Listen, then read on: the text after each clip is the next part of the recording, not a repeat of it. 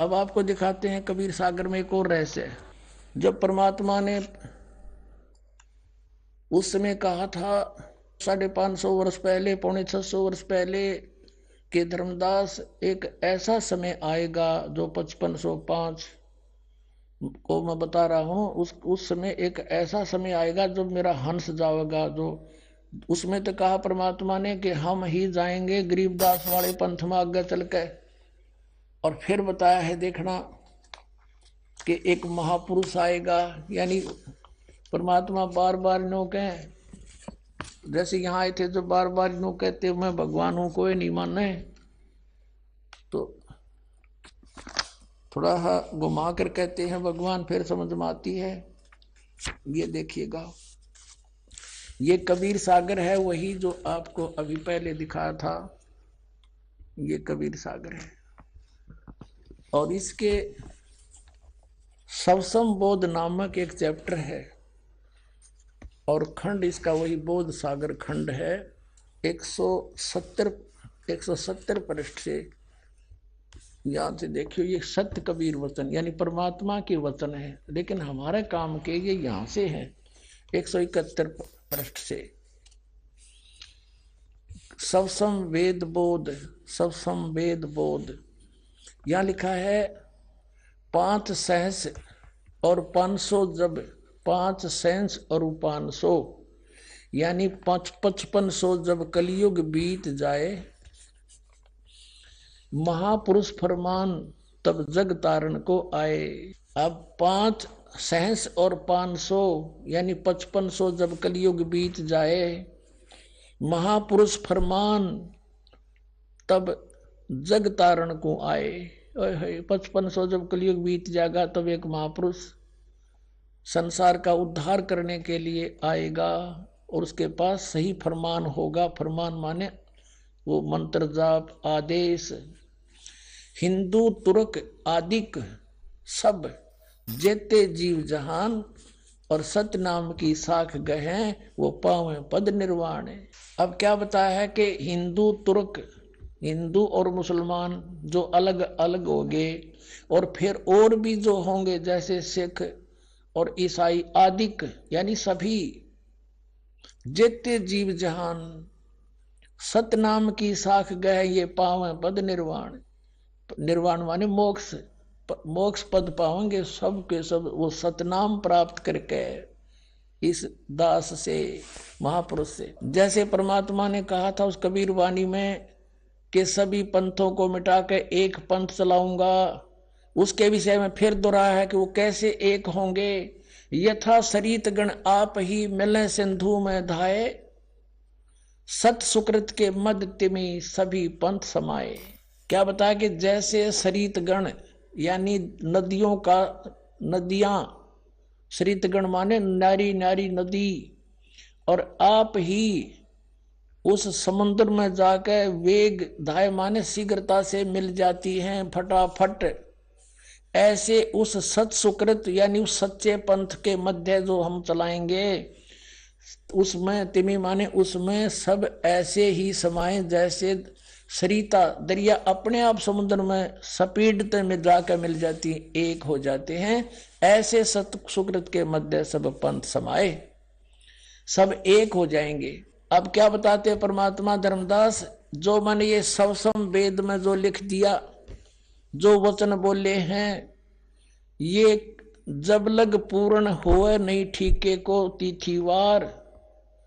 ये ठीक क्या होती है, जैसे हमारे पहले पुराने समय में हम छोटे छोटे थे जब यूं कहा करते कि एक व्यापारी भैंस ले गया और पैसे ना देता, आगे से आगे ठीक बता रहा है, आगे तागे समय धर रहा है, पैसे नहीं दे रहा। तो इस प्रकार यहाँ वो बताया है कि यो मैंने जो ठीक दर रखी है ना, ठीक वो निर्धारित समय कर रखा है कि धर्मदास जब तक वो समय नहीं आएगा ना तब तक तो ये मेरी बात ये सब संवेद में लिखी हुई निराधार महसूस होंगी जो कपटी लोगों को, लेकिन जब वो समय ठीक का आ जाएगा ना, जब देखिए ढूंढा पाटेगा। अब देखो, अब हम फिर आगे कि जब लग पूर्ण होए नहीं ठीक को तिथिवार, और कपट चातुरी तब लो, यो सब समवेद निर्धार। कहते हैं तब तक तो मेरे द्वारा ये बात कही गई सब संवेद वाली, ये गुप्त ज्ञान, सब संवेद माने गुप्त ज्ञान, जो पहले भी अब भी कहा है, तो ये निराधार महसूस होगा जब लग पूर्ण होए नहीं ठीका, जो ठीक को तिथिवार यानी ठीक उस निर्धारित धरे हुए निर्धारित किए हुए समय की जो समय नहीं आएगा, तब तक तो मेरा यो ज्ञान निराधार महसूस होगा। जब वो समय आ जाएगा ठीक का, जो है ठीक का दिन आवंत, युगंत लिखा आवंत, तो क्या होगा, सब ही नारी नर शुद्ध, सब कपट छोड़ के बुराई त्याग देंगे सब नर नारी। और जब ठीक का दिन आवंत और कपट चातुरी छोड़ के वो शरण कबीर गहनत।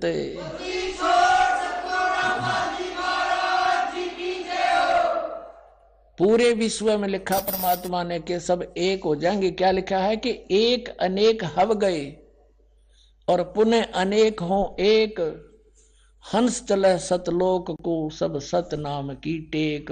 एक से हम अनेक बना दिए काल ने, हिंदू न्यारे, मुसलमान अलग, सिख न्यारे, ईसाई अलग से और नरे धर्म बना दिए और ये मजहब पंथ गणे बना दिए। कहते हैं जैसे हम एक से अनेक हो गए और पुनः फिर हम अनेक से एक होवांगे, पुनः अनेक हो एक और हंस चले सतलोक को सब सत नाम की टेक। ओए होए कि सभी के सभी सतलोक में चले जाएंगे सतनाम प्राप्ति करके। इस दास से इससे पहले राधा स्वामी पंथाला ने सतनाम का कह ख का भी पता कोई ना, ये काल के दूत थे इसलिए छुपा कर रखी भगवान ने, उनको सतनाम का नहीं पता यू खान का है पीण का। अब ये वास्तविक मंत्र आपको दिया जाएगा, इससे आप सबका मोक्ष होगा, पूरे विश्व में शांति। देखना आगे कितना कमाल किया है कि घर घर बोध विचार हो, मेरे ज्ञान का घर घर चर्चा चलेगी और दुर्मति दूर बहाए, सबकी दुर्बुद्धि दूर हो जाएगी, हाहाकार मिट जाएगा, माया की दौड़ मिलावट रिश्वतखोरी आपस में लड़ाई खींचातानी ये दुर्मति दूर बहाए और कलयुग में एक होकर सब बरतें सहज शोभाए।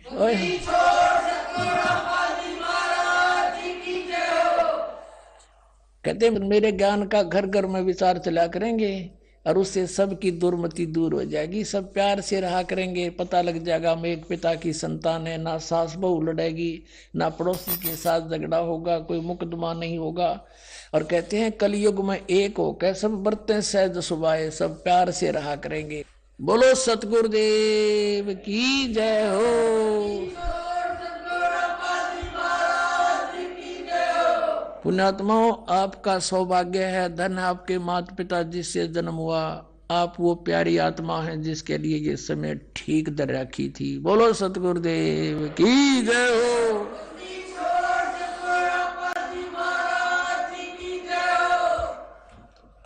परम पिता परमात्मा पूर्ण ब्रह्म सारी सृष्टि के रचनहार कबीर परमेश्वर जी ये हमें तत्व ज्ञान कराने के लिए, हमारी स्थिति से परिचित कराने के लिए और हमें ये बताने के लिए कि तुम यहाँ के वासी नहीं हो, आप ऐसे लोक में रहा करते थे जहां आपकी जन्म मृत्यु नहीं होती थी, वहां आपकी जरा मरण नहीं था, वहां वृद्ध अवस्था नहीं थी, मृत्यु नहीं होती थी।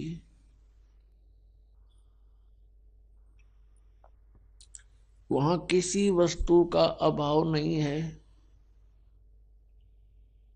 उस सतलोक में आप रहा करते थे। आप अपनी गलती के कारण यहां भवसागर में गिर गए, अब वापस चलो। अब जिस लोक में आप रह रहे हो ये लोक अच्छा नहीं है, या कोई प्राणी सुखी नहीं है। यहाँ का भगवान ये परमात्मा नहीं है, ये श्रेष्ठ आत्मा नहीं है।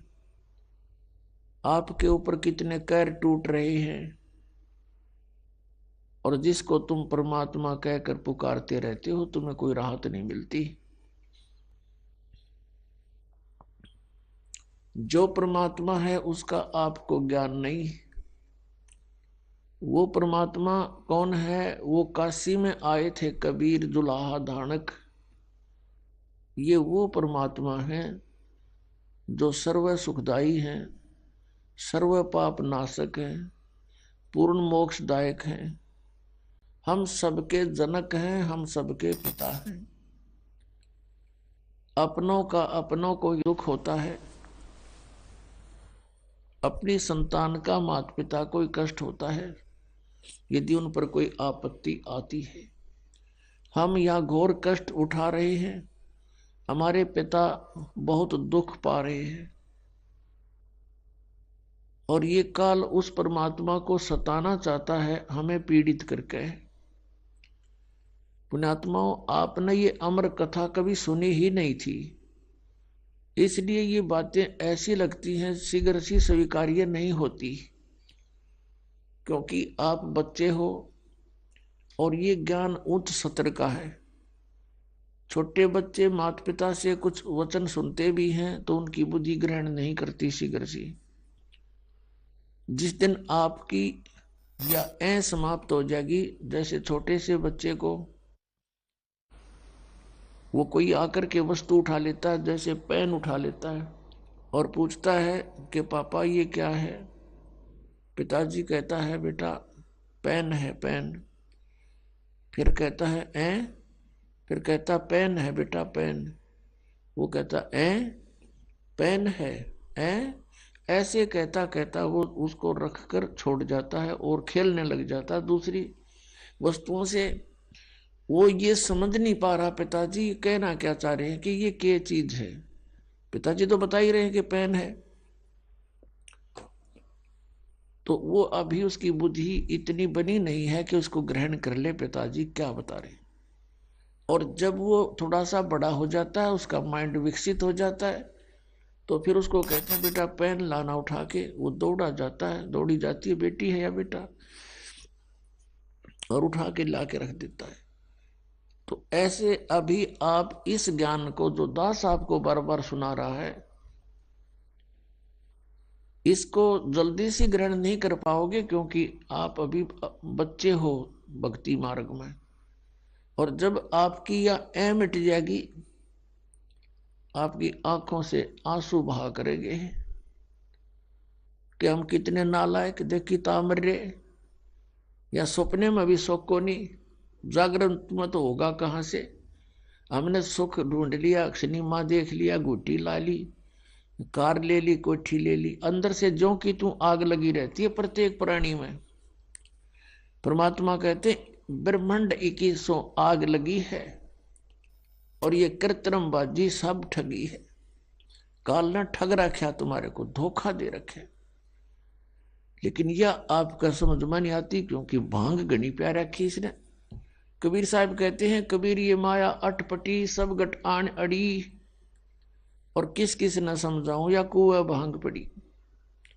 इस 21 ब्रह्मांड के कुएं में इस काल ने ये अज्ञान रूपी और झूठे, यहाँ लालच लोभ वाली झूठे सुख वाली भांग प्यार रखी है आपको, और ये नशा घना हो गया। हमें बिल्कुल भी ज्ञान नहीं, इतना जरा सा भी नॉलेज नहीं है अध्यात्म मार्ग का, नहीं तो हम इस अनमोल मनुष्य जीवन को यूं बर्बाद नहीं कर सकते। जैसे आप देख रहे हो, हम देखते हैं जिनको बहुत बड़े आदमी हैं, हम बड़ा किसको मानते हैं कि किसी के पास कोई छोटी सी पोस्ट हो, कोई मंत्री बन गया, कोई प्रधानमंत्री, ये कोई सौदा ना है इसका इस भक्ति मार्ग में। ये तो एक गरीब व्यक्ति, निर्धन, रिक्शा चालक, मजदूर, कस्सी, किस बजाने वाला, किसान, या और कोई भी शॉपकीपर, मजदूर छोटा सा भी, और वो इस नाम से जुड़ा हुआ है। प्रधानमंत्री, राष्ट्रपति तो उसका पास संग भी को नहीं, कुछ भी सांग नहीं है। जब आपका यो ज्ञान समझ में आओगा।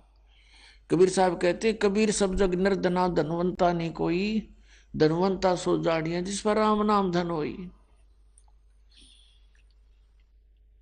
तो हम इस धन से परिचित नहीं, हम यहाँ के इस झूठे धन से परिचित हैं और इसी में अपनी शानो शौकत बनाने में लगे रहते हैं। आप देखते हो माया जोड़ते जोड़ते कोठी बना ली, फैक्ट्री लगा ली, मृत्यु होगी 1 सेकंड में। अब वह फैक्ट्री वो कोठी उसका के काम आई, वो गधा बन के कुमार का जुड़ गया। ये बातें बच्चों याद रखनी पड़ेगी। क्या बताते हैं परमात्मा के कोट जन्म तन भर मत हो गए कुछ ना हाथ लगा रे, कुकर सुकर खरबा बोरे कौआ हंस बगारे। कोटि जन्म तू राजा की ना मिटी न मन की आशा, और भिक्षुक होकर दर दर घूमया, ये मिला नहीं निर्गुण रासा। ये जो तत्व ज्ञान परमात्मा ने अब सार्वजनिक करने का आदेश दिया है, ये पहले गुप्त रखा था। गुप्त किस लिए रखा था? क्योंकि सतयुग त्रेता द्वापर में और कलयुग के फर्स्ट में ये प्राणी इतना दुखी नहीं होता जितना कलयुग के बीच में और लास्ट में होगा। उसमें क्यों होगा और पहले क्यों नहीं होता दुखी? क्योंकि सतयुग के अंदर उन पुण्यात्माओं को जन्म दिया जाता है जो पूर्व जन्म के बहुत ही अच्छे पुण्यकर्मी होते हैं। फिर उनको बार बार जन्म मिलते आता है। जो ज्यादा कर्म खराब कर जाता है उस दौरान तो वो 84 लाख योनियों में चला जाता है। और उन दिनों में, उन युगों में ये प्राणी साधना अवश्य करता है, क्योंकि अच्छी आत्माएं कभी भी भगवान की भक्ति बिना किसी भी युग में वो रह नहीं सकते। और पुण्यात्माओं जैसे ये कलयुग चल रहा है, इस कलयुग की ये पिछली पीढ़ी आ गई। परमात्मा इसे दयालु है कि अब ये पूरे विश्व में अपनी प्यारी आत्माओं को, अपने बच्चों को पूरे, चाहे वो किसी भी योनि से दोबारा मनुष्य जीवन भी प्राप्त करेंगे अभी तुरंत, परमात्मा की वाणी जगह जगह गूंजेगी। मालिक ने ऐसे इंस्ट्रूमेंट बनवा दिए ना, ये आदमी की बुद्धि की सतर के इंस्ट्रूमेंट है जो कंप्यूटर तक बना लिए, इंटरनेट लगा दिए, मोबाइल बना दिए, इसमें टेप भी अंदर, रिकॉर्डर भी अंदर, और बातचीत कर लो बाहर से वो भी अंदर। ये मनुष्य यही था सतयुग से लेकर आज तक, और इस पर ढंग से पेचकस नहीं बनाया था, ना कोई ऐसा कोई साधन था कृषि का। तो अब ये इसलिए बनवाए हैं परमात्मा ने कि इसके माध्यम से मेरे बच्चों तक, चाहे वो किसी योनि में, कुत्ते गधे सुअर या अन्य किसी योनि में है, जैसे कुम्हार ने नाम ले लिया, मोबाइल साथ रखेगा, गधे साथ होंगे, उन गधों पर भी वाणी का असर होगा। मालिक की इतनी सौसिद्ध वाणी है ये परमात्मा की। किसान हल जोतता है और बैलों के साथ घूम रहा है, जेब में मोबाइल है, परमात्मा की वाणी सुन रहा है, क्योंकि सुने बिना आत्मा रह नहीं सकती। या मंत्र लाओगा या अपनी परमात्मा के वचन सुनेगा तो उन बैलों पर भी असर होगा। उनकी प्रारब्ध कर्म पूरा होते ही उनके बहुत से पाप कर्म इस वाणी से निर्मल हो जाएंगे और उनको मनुष्य जीवन मिलेगा। तो इस प्रकार पूरे विश्व में परमात्मा एक बार सभी प्राणियों पर रहम करेगा, और जो अच्छी आत्मा है वो तो पार हो ही जाएंगी, क्योंकि उनको ज्ञान सुनेगा उनका, वो तो सिर धड़की बाजी ला देंगे। जैसे पहले पिछले इतिहास देख लो, गोपीचंद और भर्तृहरि दोनों राजा थे। परमात्मा प्राप्ति के लिए गोरखनाथ जी से उपदेश लिया और जो भी आज्ञा दी उस गुरु ने, और जिस सत्र का वो गुरु था, और उन्होंने जो उससे प्राप्त किया, जो आज्ञा मिली, वो सिर धड़की बाजी ला दी। गुरुदेव ने कहा कि जाओ, अलवर के राजा का किला बन रहा है और उसमें मजदूरी करो और मंत्र भी जाप करते रहना, और वहां से मेहनताना मत लेना, रोटी के लिए कहीं और टाइम करना। अब जो आज्ञा गुरुदेव। उन्होंने जिसने भगवान पाना, फिर बकवादों की कहाँ कसर रहेगी, उस आवश्यकता रहेगी, अगर मगर कहाँ रह गया फिर उसके मन में। या तो भगवान चाहते नहीं तुम। कोई कहता है जी बीड़ी ना छूटे, कोई लोग कहे जी यूं तब यूं नियम तो मेरे पर ना पुग गए, फिर तो तू ड्रामा कर रहे हो भाई। फिर भगवान पाने के लिए तो समर्पित होना पड़ेगा हरि महापुरुषों की तरह। लेकिन उन नवो वस्तु बिना तुमने वो मिलने जा रही है। तो 12 वर्ष तक अलवर के किले में उन्होंने मजदूरी करी और मंत्र जाप करते रहे। और ओवर टाइम के लिए कुमार के घर पे गारा गुंदा करते, उसकी गारा